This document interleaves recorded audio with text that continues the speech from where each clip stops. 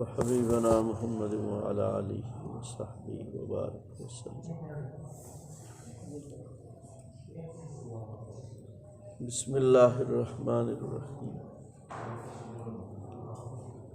حضرت عائشہ رضی اللہ تعالی عنہ فرماتی ہیں کہ جناب رسول اللہ صلی اللہ علیہ وسلم نے ارشاد فرمایا، ترجمہ: جس میت پر مسلمانوں کی جماعت میں سے 100 افراد نماز جنازہ پڑھیں اور میت کے لیے سفارش یعنی بخشش کی دعا کریں تو ان کی سفارش قبول کی جاتی ہے۔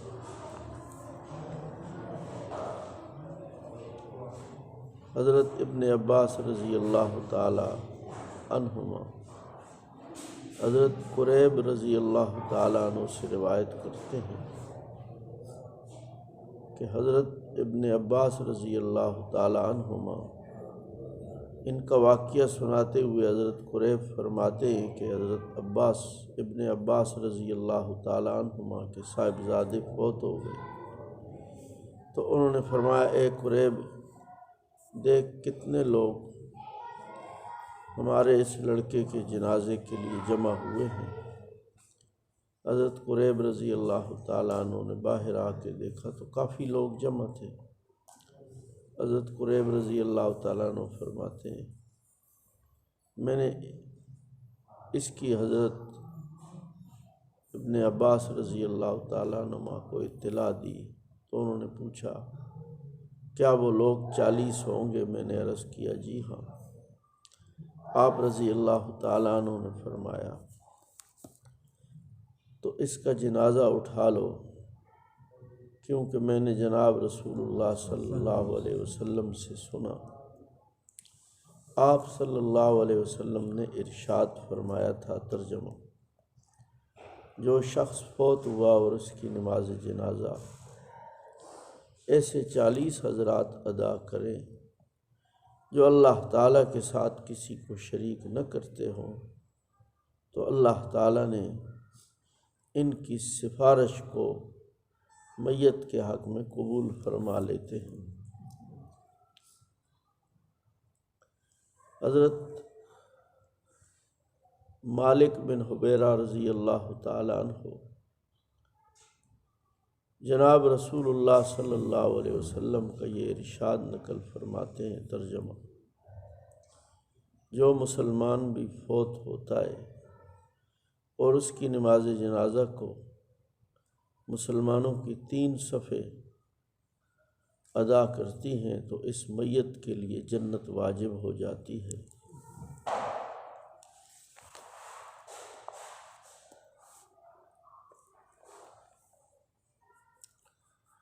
حضرت عبداللہ بن مسعود رضی اللہ تعالیٰ عنہ فرماتے ہیں،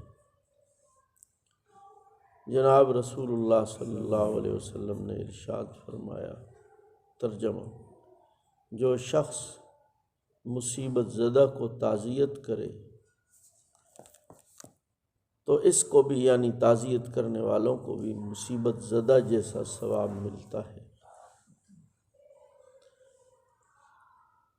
حضرت عمر بن حزم رضی اللہ تعالی عنہما جناب رسول اللہ صلی اللہ تعالی علیہ وسلم کا یہ ارشاد نقل فرماتے ہیں، ترجمہ: جو مومن آدمی اپنے مسلمان بھائی کی مصیبت کے وقت تعزیت کرے تو اللہ تعالیٰ اس کو قیامت کے دن بڑی شان و شوکت کی پوشاک پہنائیں گے۔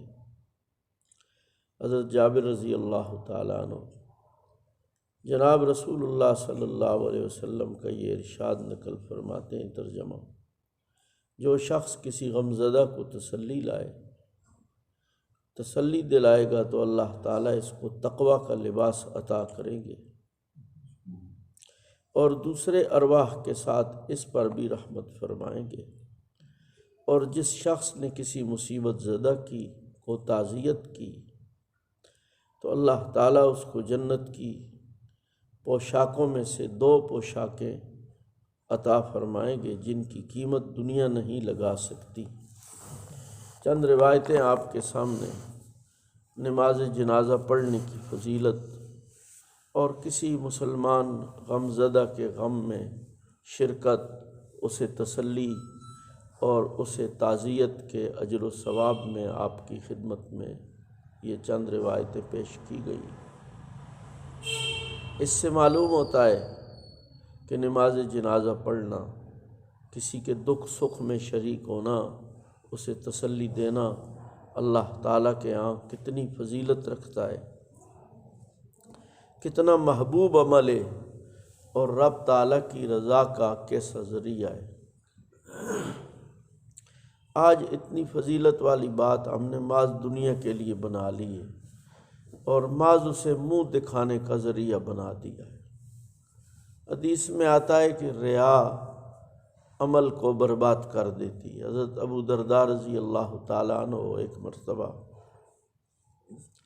بازار میں آواز لگائے جا رہے تھے کہ اے اللہ مجھے شرک خفی سے بچانا۔ کسی نے پوچھا کہ شرک خفی کیا ہے تو فرمایا ریا، دکھلاوا۔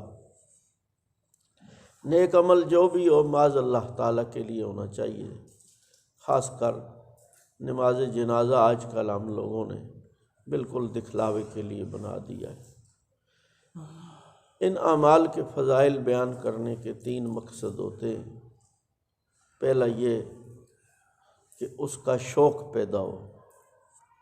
جب کسی چیز کا شوق پیدا ہوتا ہے تو پھر طلب پیدا ہوتی ہے، اور جب طلب پیدا ہوتی ہے تو بندہ اس کے حاصل کرنے کی کوشش بھی کرتا ہے۔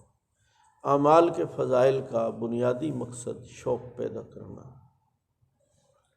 دوسرا مقصد اعمال کو اللہ کی نیت، اللہ تعالیٰ کی رضا کی نیت سے کرنے، اللہ تعالیٰ کی رضا کی طلب پر کرنے کی اہمیت اور قوت پیدا ہوتی ہے۔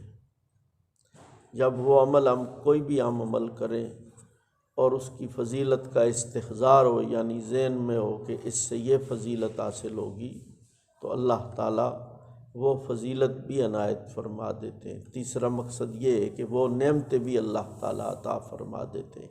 تو جنازہ ہے، تعزیت ہے، یہ دنیا داری کی چیزیں نہیں ہیں، یہ صرف اور صرف اللہ تعالیٰ کی رضا کی چیزیں۔ ہاں مثلاً ہم لوگ جنازہ پڑھتے ہیں، جنازے کے بعد جو میت کے رشتہ دار ہیں انہیں ملتے بھی ہیں۔ ملنے میں بھی تعزیت ہی مقصد ہو، ملنے میں بھی محض منہ دکھانا مقصد نہ ہو کہ ہم آئیں، صرف اور صرف اللہ کی رضا، تعزیت اور اس کے غم میں شریک ہونا مقصد ہو۔ نماز جنازہ کو آج ہم لوگوں نے ایک رسم بنا دیا۔ اب تو رسومات کم ہو رہی ہیں۔ کسی زمانے میں یعنی جب انگریز کا دور تھا، اور اب بھی بعض جگہ جہالت ہے، ایسی رسمیں ہیں کہ گھر والوں کے کو میت کا غم نہیں ہوتا، ان کو یہ فکر ہوتی ہے کہ ان رسومات کے لیے پیسہ ہم کہاں سے لائیں۔ اور کئی جگہ ایسا بھی ہوتا ہے کہ میت جب ابھی میت نہیں ہے، جب بندہ بیمار ہے تو اس کی خدمت، اس کی تیمارداری اور اس کے لیے دوا وغیرہ، اس کے بجائے اس کے لیے گھر میں پیسے جمع کرنے شروع کر دیتے ہیں کہ یہ مر گیا تو پھر ہم کیا کریں گے، اس کی میت کو کس طرح سنبھالیں گے۔ تو ان رسومات اور بدعات نے انسانیت کو ہی ختم کر دیا ہمارے معاشرے سے۔ تو جو کام ہو محض سنت کے مطابق ہو۔ اب دیکھیں میت کے گھر سے 3 دن کھانا بھی منع کیا گیا، میت کے گھر سے نہ کھاؤ، تو کیا وہ خود نہ کریں گے، بھوکے رہیں گے؟ یہی ہے کہ ان کا خاندان، ان کے پڑوسی، یہ لوگ خدمت کریں۔ تو اسلام نے جو ہمیں ترتیب اور صورت سکھائی اور بتائی ہے، اس میں تو میت کے گھر والے تو باقی چیزوں سے بے فکر ہو جاتے ہیں، ہم نے قبر کا کیا کرنا ہے، دوسری چیزوں کا کیا کرنا ہے۔ مسلمان ہی ان کی مدد کرتے ہیں، یہاں تک کہ 3 دن کھانے پینے سے بھی انہیں بے فکر رکھا جاتا ہے۔ تو یہ ساری چیزیں اللہ کی رضا کے حصول کا ذریعہ ہیں۔ اللہ تعالیٰ ہمیں اپنی رضا ہی کے لیے ان اعمال کی توفیق نصیب فرمائے۔ الحمدللہ۔